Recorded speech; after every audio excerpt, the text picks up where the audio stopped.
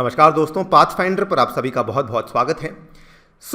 इस वीडियो में हम एक बहुत ही इम्पॉर्टेंट डिस्कशन करने वाले हैं, दैट इज़ रिगार्डिंग द चार धाम प्रोजेक्ट। ये जो चार धाम प्रोजेक्ट है ये असल में उत्तराखंड की सरकार के द्वारा शुरू करवाया गया था इन द ईयर ऑफ 2016 और उसी टाइम पे हमारे जो प्रधानमंत्री हैं श्री नरेंद्र मोदी जी, उन्होंने इसका जो नींव पत्थर है वो रख दिया था। काम इस पे चल रहा है, लगभग 4-5 साल से काम जारी है और यहाँ पर अब जो है इसको लेकर काफ़ी सारी डिस्कशंस सामने आ रही हैं। वो डिस्कशंस और डिबेट्स बेसिकली इस चीज़ को लेके चर्चा कर रही हैं कि कहीं हम इस प्रोजेक्ट के चलते, विकास के चलते चलते कहीं हम इसमें बहुत बड़ी कॉस्ट तो नहीं पे कर रहे, दैट इज़ कि कहीं हम कई सारे डिज़ास्टर्स को, कई सारी आपदाओं को तो यहाँ पर हम इन्वाइट नहीं कर रहे हैं। तो इसी डिस्कशन और इसी डिबेट को हम यहाँ पे आपके साथ थोड़ी सी डिस्कस करेंगे कि व्हाट एग्जैक्टली इज़ दिस चार धाम प्रोजेक्ट। इसके जो बेसिक फैक्ट्स हैं वो तो कवर करे ही जाएंगे, साथ ही में कि क्या ये डेवलपमेंट करवाएगा या फिर क्या ये बहुत सारे डिजास्टर्स को ला सकता है, इसके बारे में चर्चा करी जाएगी। चलिए स्टार्ट करते हैं मेरे साथ। मेरा नाम है अनिरुद्ध। इस लेक्चर की PDF को आप लोग डाउनलोड कर सकते हैं यहाँ पे दिए टेलीग्राम चैनल्स के ऊपर से, राइट। सो देखिए, बहुत ही बेहतरीन आर्टिकल आया था कुछ दिन पहले की बात है डाउन टू अर्थ मैगजीन में। इनफैक्ट मैं इस मैगजीन को बहुत रेफर करता हूँ, specially for the environmental based articles. और यदि आप UPSC की तैयारी करते हैं, आपको भी इस मैगजीन को सिलेक्टिवली पढ़ना चाहिए, डिपेंडिंग अपॉन कि जो आपको लगता है एग्जामिनेशन के लिए रेलिवेंट है। तो यहाँ पर इसी चीज़ की डिस्कशन हुई थी कि चार धाम प्रोजेक्ट, क्या यहाँ पर जो हमारा विकास हो रहा है वो कहीं ना कहीं एक तरीके से आपदा के बराबर तो नहीं है। सबसे पहले शुरू करने से पहले हम थोड़े से इसके फैक्ट्स को समझ लेते हैं, क्योंकि फैक्ट्स भी हमारे एग्जामिनेशन पॉइंट ऑफ व्यू से काफ़ी रेलेवेंट हैं। देखिए, जो चार धाम प्रोजेक्ट है या फिर जो चार धाम परियोजना है, ये बेसिकली क्या है कि हम एक ऑल वेदर रोड प्रोजेक्ट बनाना चाहते थे और इसमें क्या था कि हम 2 लेन एक्सप्रेसवे बनाना चाहते थे, which is being currently executed in the Himalayan state of Uttarakhand. ठीक है, तो काम इस पे चल रहा है जैसा कि आपको बता चुका हूँ, और ये कहाँ पे हो रहा है? हमारी जो हिमालयन स्टेट है उत्तराखंड के अंदर चल रहा है। इसका मेन लक्ष्य क्या है? इसका जो मूल लक्ष्य है वो बेसिकली ये है कि हम एक्सेसिबिलिटी को बढ़ाना चाहते हैं जो इस स्टेट के चार धाम है, which includes Yamunotri, Gangotri, Badrinath and Kedarnath. Now इस चीज़ को लेके कन्फ्यूजन ना हो, आपको बता दूं, नॉर्मली जब हम बात करते हैं चार धामों की तो वो बेसिकली हमारे भारत के जो 4 लोकेशंस हैं वहाँ पे हैं लोकेटेड। एक आपका नॉर्थ में है, एक आपका वेस्ट में है, एक साउथ में है और एक ईस्ट में है। मैं चाहता हूँ कमेंट सेक्शन में आप मुझे बताएं कि ये चार धाम जो हैं ये कौन से हैं जो कि 4 दिशाओं में लोकेटेड हैं। और क्योंकि इनको चार धाम कहा जाता है तो अक्सर जो उत्तराखंड के ये वाले 4 धाम हैं इनको कभी कभार छोटा चार धाम भी कहा जाता है। हालांकि वो अलग बात है कि इनकी जो स्टेट गवर्नमेंट है उन्होंने इसको नाम चार धाम के नाम से ही दिया है। तो कन्फ्यूजन नहीं करनी है। अगर आप कहीं पे ऑनलाइन देखते हैं तो ये बेसिकली छोटा चार धाम है और ये वाला जो आपका पार्ट है नॉर्थ ईस्ट साउथ वेस्ट वाला, ये आपका मेजर चार धाम है। नाउ इस पर्टिकुलर परियोजना का जो नींव पत्थर था वो रख दिया गया था 27 दिसंबर 2016 को, यानी कि आज से लगभग 4 साल पहले की बात है जब इसको लेकर कंस्ट्रक्शन स्टार्ट करवा दी गई थी। आप यहाँ पे देख सकते हैं ये चार धाम दिखाई भी गए हैं। यहाँ पे सबसे आपका जो वेस्टर्न मोस्ट धाम है वो यमुनोत्री है, उसके बाद जो आपका ईस्टर्न मोस्ट धाम है वो बद्रीनाथ है और बीच में आपका पड़ता है Gangotri, then we have the dham of Kedarnath. ठीक है, और ये हमने उत्तराखंड का जो सिलेक्टिव मैप दिखाया है जहाँ पर दिखाया जा रहा है किस तरीके से ये हाईवे बनाया जाएगा। नाउ इस चार धाम परियोजना में जो राष्ट्रीय रास्ते बनाए जाएंगे, जो नेशनल हाईवे बनाए जाएंगे, वो basically there is a creation of 889 kilometres of national highways, जिसके चलते इन चार धामों को तो कनेक्ट किया ही जाएगा, लेकिन साथ ही में उन चार धामों को उत्तराखंड की स्टेट के साथ भी कनेक्ट करवाया जाएगा। अब इस पूरी की पूरी परियोजना में ऑब्वियसली जब आप इतना बड़ा नेशनल हाईवे प्रोजेक्ट को बना रहे हैं तो कई सारी और चीज़ें भी इंक्लूड करवाई जाएंगी, which will include the construction of 2 tunnels, it will include 15 flyovers, 10 छोटे ब्रिज होंगे, उसके बाद 3596 कलवर्ट होंगे। कलवर्ट यानी कि जो सड़क के नीचे जहाँ से जिसके थ्रू पानी निकलता है, जिन पाइप्स के थ्रू, उनको बेसिकली कलवर्ट्स कहा जाता है, और 12 बाईपास सड़कें भी बनाई जाएंगी। इसका जो टोटल कॉस्ट है वो लगभग 12,000 करोड़ के आसपास है और माना जा रहा है कि इसके कंप्लीट होने का जो टाइम है वो दिसंबर 2021 का है।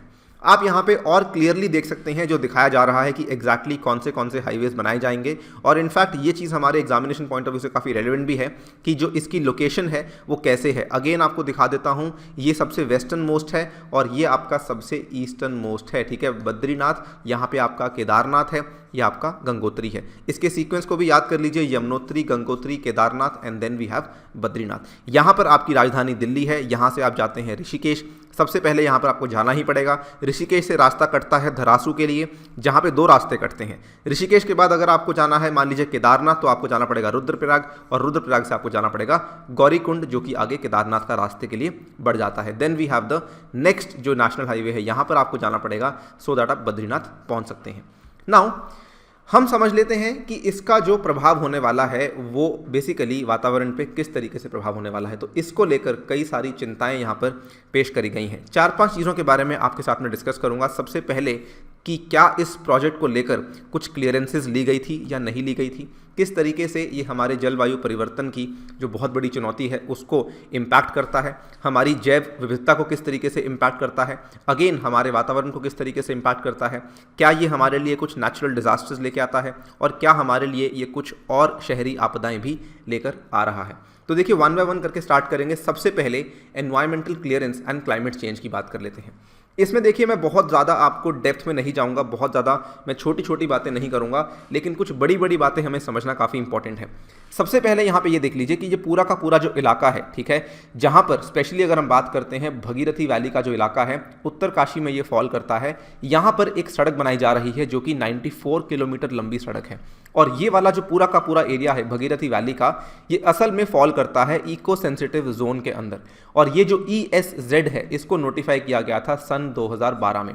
अब अगेन बहुत ज़्यादा डेप्थ में जाने की आवश्यकता नहीं है, लेकिन इतना हमें मालूम होना चाहिए कि इको सेंसिटिव जोन्स के अंदर सरकार के ही नियमों के अनुसार कंस्ट्रक्शन एक्टिविटीज़ अलाउड नहीं होती हैं। निर्माण की गतिविधियां आप यहाँ पर नहीं कर सकते हैं, इनके ऊपर रोक लगाई गई है। लेकिन ये वाला जो प्रोजेक्ट है इसका 94 किलोमीटर का जो स्ट्रेच है ये डायरेक्टली इस ESZ के थ्रू निकलते जा रहा है।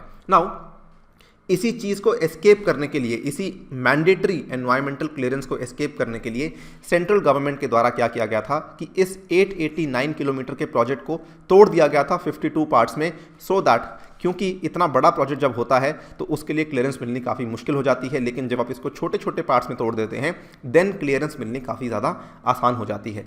अगर हम सिंपल शब्दों में बात करें तो बेसिकली इसका मतलब ये है कि ये वाली जो परियोजना है इसने किसी भी तरह की असेसमेंट्स यहाँ पे नहीं करी हैं, फिर भले वो वातावरण के संदर्भ में हो, फिर भले वो सामाजिक संदर्भ में हो, या फिर भले वो डिजास्टर पोटेंशियल के संदर्भ में हो, किसी भी तरह का मूल्यांकन यहाँ पर नहीं करा गया है। और क्योंकि मूल्यांकन नहीं किया गया है तो ऑब्वियसली कंप्लायंस को लेके भी कई सारे सवाल यहाँ पर उठाए गए हैं। राइट, आप यहाँ पे देख सकते हैं environmental ministry approves zonal master plan for Bhagirathi ESZ paves the way for Chardham project.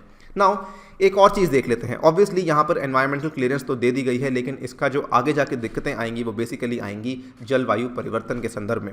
कई सारे जब यहाँ पे पर्यटक इसको विजिट करेंगे तो ऑब्वियसली जब वो लोग आएंगे तो कई सारे यहाँ पे गाड़ियाँ भी आएंगी, व्हीकल्स भी आएंगे, स्पेशली कई सारे जो डीजल चालक व्हीकल्स है वो भी यहाँ पर लाए जाएंगे, जिसकी वजह से ऑब्वियसली आपका जो ग्रीन हाउस गैस के एमिशंस है वो काफ़ी ज़्यादा बढ़ जाएंगे।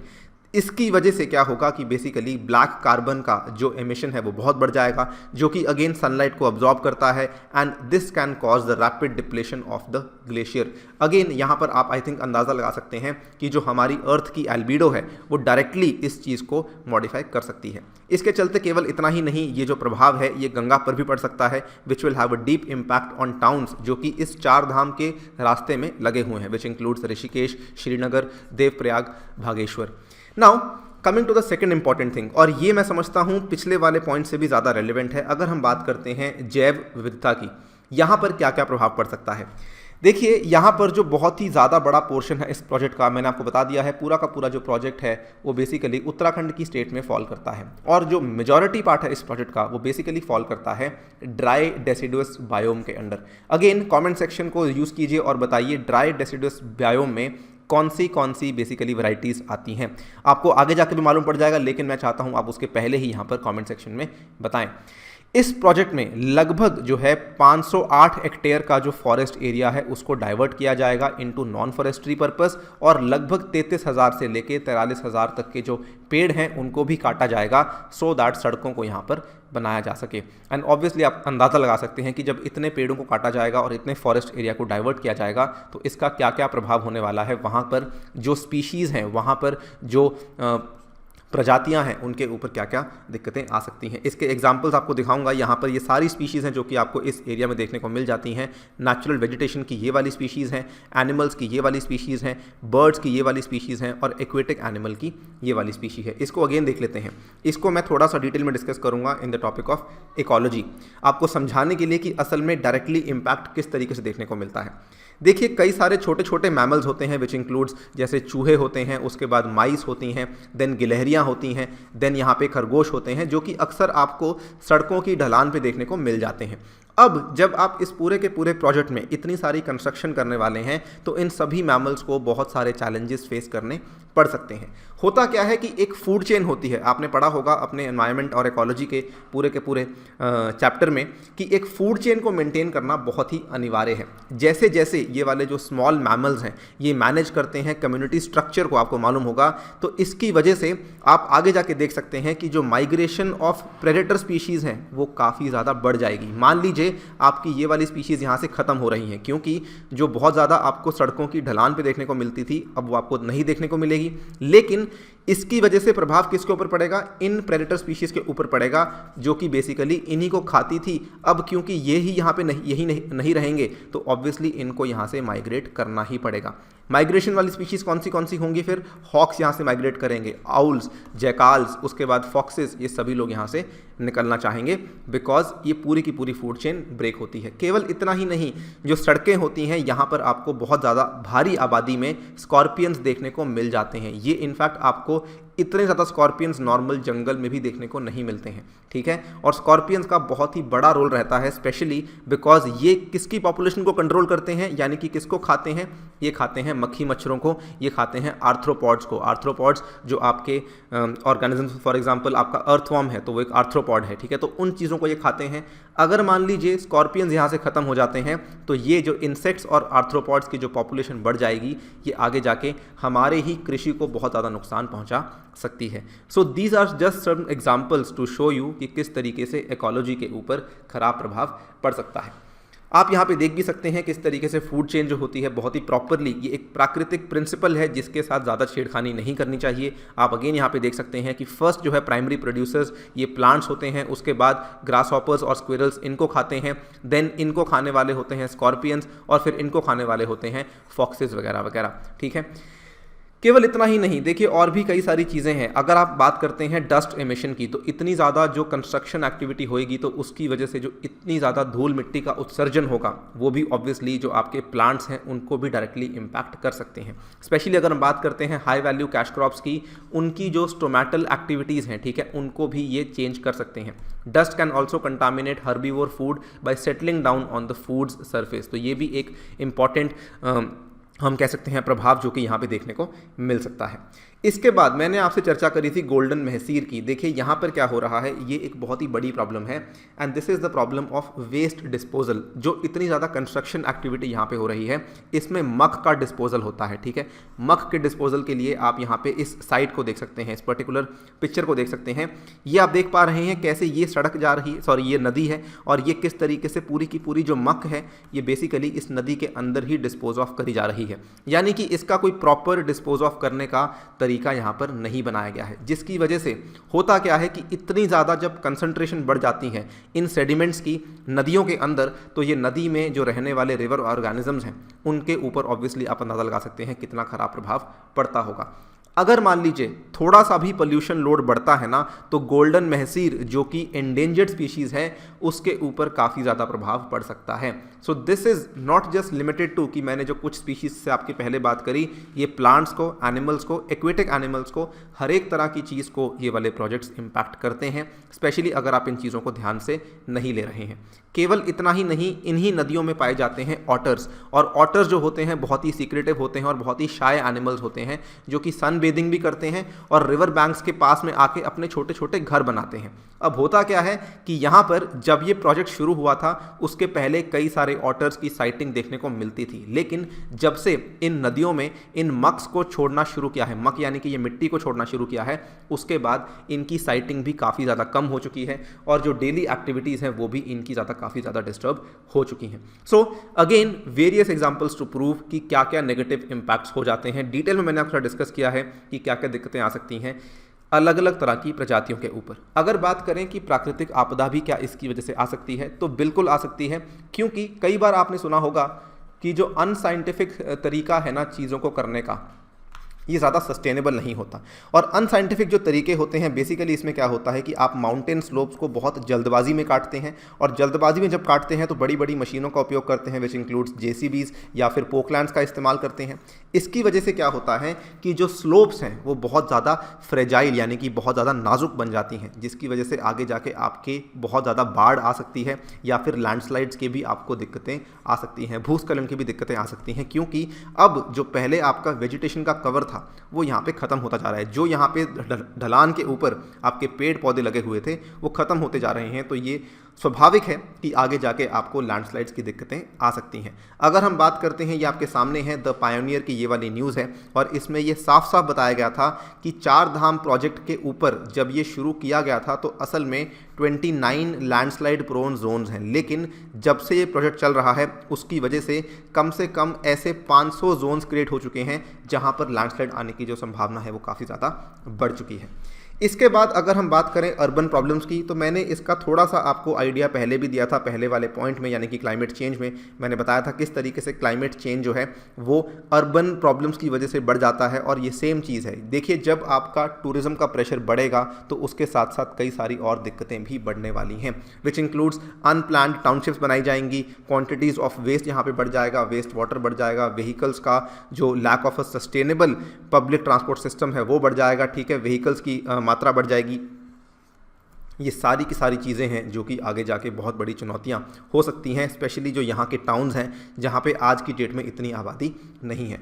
तो ये सारी की सारी दिक्कतें हैं जिसकी वजह से हमने इतने बड़े क्वेश्चन को डिस्कस किया था कि क्या जो चार धाम की परियोजना है क्या वो एक डेवलपमेंट का एक्चुअली कुछ स्कोप है, या फिर हम इसके चलते एक बहुत बड़े डिज़ास्टर को इनवाइट कर रहे हैं। कमेंट सेक्शन ओपन है, आपको हमें कमेंट सेक्शन में बताना है कि do you think the unmindful implementation, कि यहाँ पर जो बिना दिमाग के होने लागू करने वाला ये प्रोजेक्ट है, it will be a permanent disaster for the state. Please use the comment section very fruitfully और अपने अच्छे विचारों को हमें यहाँ बताइए। अपने विचारों को डिस्कस करेंगे तभी जाके जो है आप बेसिकली एक अच्छी डिस्कशन को शुरू कर सकते हैं। वीडियो को समाप्त करने से पहले बताना चाहूँगा, अनअकैडमी आप सभी के लिए लेकर आया है UPSC CSE का कॉम्प्रिहेंसिव GS कोर्स, जिसके माध्यम से आप घर बैठकर या फिर कहीं पर भी अपने स्मार्टफोन की मदद से अपनी UPSC की तैयारी को आगे बढ़ा सकते हैं। इसमें आप डेली लाइव क्लासेस के माध्यम से अपनी तैयारी को बहुत ही प्रॉपर स्ट्रक्चर्ड तरीके से बढ़ा सकते हैं, और इसमें आपकी टेस्टिंग को भी ज़्यादा आगे बढ़ाने के लिए लाइव टेस्ट और क्विजेस का भी यहाँ पर फीचर प्रोवाइड करवाया गया है। इसमें अनअकैडमी आपके लिए दो तरह के कोर्सेज को लाइक कराया है, जिसमें प्लस कोर्स है और दूसरा है आइकॉनिक कोर्स। दोनों कोर्सेज में से ही आपको जो है अलग अलग फीचर्स प्रोवाइड कर गए हैं। अगर आपको एक पर्सनल कोच की आवश्यकता है और आपको लगता है कि आपको अपनी mains question answer writing practice अभी से शुरू करनी है, then you must choose the iconic course. और अगर आपको लगता है कि आपको यहाँ पर मेंस क्वेश्चन आंसर राइटिंग नहीं करनी है, तो you must go for the plus course. दोनों ही केसेस में आपको ये कोड यूज़ करना है अनि UPSC, जिसके चलते आप बेसिकली डायरेक्टली 10% का डिस्काउंट यहाँ पे अवेल कर सकते हैं। Same goes for the iconic course, अनि UPSC कोड का इस्तेमाल करेंगे तो 10% का डिस्काउंट आपको मिल जाएगा। यदि आप अपनी ऑप्शनल को भी साथ में बाय करना चाहते हैं तो वो भी यहाँ पे बहुत अच्छा आपके लिए एक प्राइसिंग में आपको प्रोवाइड किया गया है। अगेन याद रखिएगा, अनि UPSC कोड इस्तेमाल करना है, डायरेक्टली आपको 10% का डिस्काउंट यहाँ पर अवेलेबल करवा दिया जाएगा। इसके अलावा यदि आप किसी अन्य एग्जाम की तैयारी कर रहे हैं, SSC, बैंक, रेलवे या स्टेट PCS, तब भी आप अनि UPSC कोड के माध्यम से इन प्राइसेस की जगह इन प्राइसेस में इन कोर्सेज को परचेज कर सकते हैं। इसी के साथ आपसे लेता हूं विदा। Thank you for listening, stay tuned and stay safe.